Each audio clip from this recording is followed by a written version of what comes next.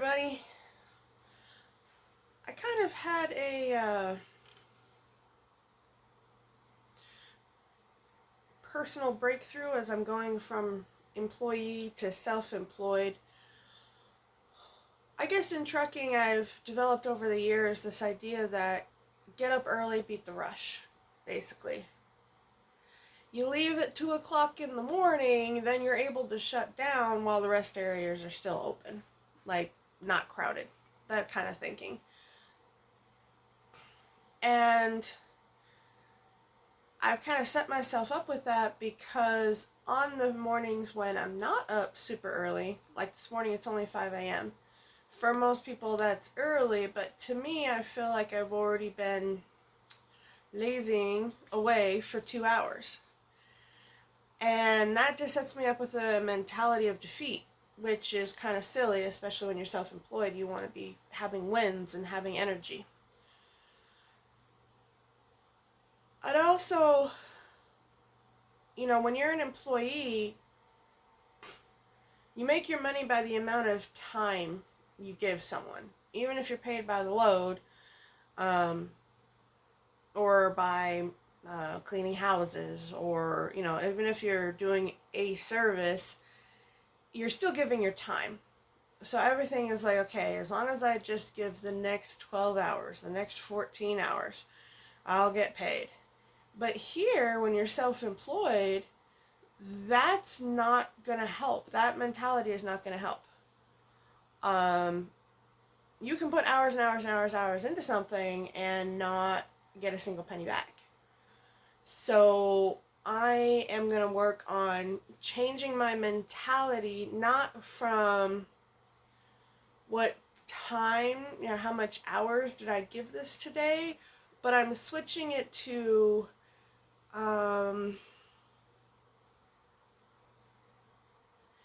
did I prioritize selling? I think that would be a good one, because when you're self-employed, it's not until you've sold something that it matters, that gets into your bank account. I have been out of work for 2 months now because of my back injury. So, in the one hand, it feels like forever, and on the other hand, it's like, oh, well, it really wasn't that long of a time. I mean, it helped me not be in excruciating daily pain, though my leg still goes numb. So, I guess that's the insight. That's the takeaway from today, is whatever your journey is, just remember that when you're going on a self-employed journey, whether it's freelancing or selling products or services, it's really about selling.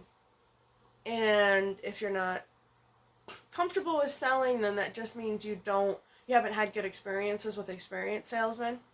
I think Grant Cardone said it best, where everyone's heard the thing about how terrible used car salesmen are, and he's like, no, only bad salesmen are bad. Good salesmen are, oh, hey, man, that guy knew my needs, and he, helped me meet everything and got me a great deal, and I still say hi to him every time I come through. That's a great salesman. So, I am going to follow the advice of Show Your Work by it's Morning People. I'm 41. Austin, Kleon? Not sure. But, good book, Show Your Work. And he basically says, don't go out there for your audience. Go out there for your journey, and when your audience finds you, ask them what their needs are and create a product for it. So, my journey is changing careers, not only freelancing for data analysis, because one, I like it. I think it's kind of fun. But also,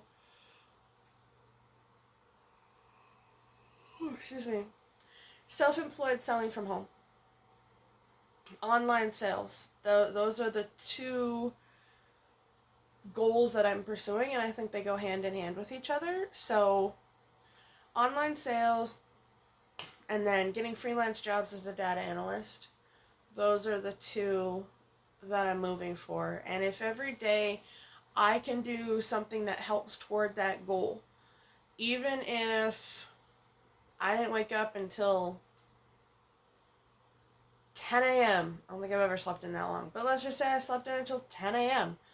I could still at, 8, 9 o'clock at night make something for the day that eventually gets me, $1,000 in sales. So I think my goals need to start shifting, and they need to start shifting toward creating and promoting self-made products. I'm going to be doing printables on Etsy, and if I can use a time, say a weekend, like this is a Saturday, and make, say, 30 different digital Google Sheets or printable documents or interactive files for like mobile invitations, then I could post a new product every single day. And I think that's gonna help. I gotta have a portion of the day where it's the activities I do every day. But then I have to have a portion of the day where it's getting ahead. It's doing the posts for the month, and then eventually doing, like, month 1, I'm doing the posts for month 1 and month 2. That way in the first week of month 2, I can do all the posts for month 3. And start thinking in that way.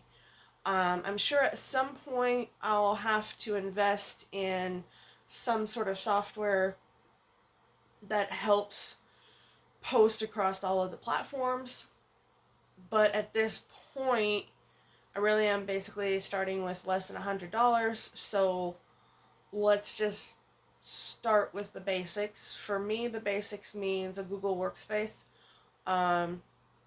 Getting a domain so that I can get a website so that I can do my blog. That's my first priority, I think.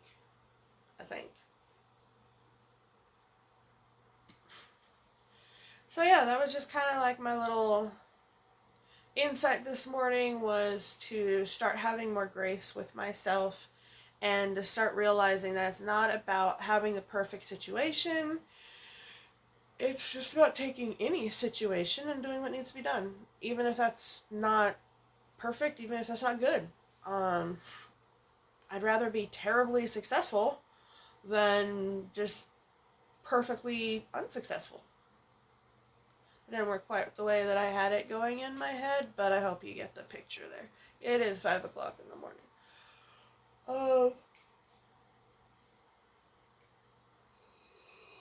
Excuse me.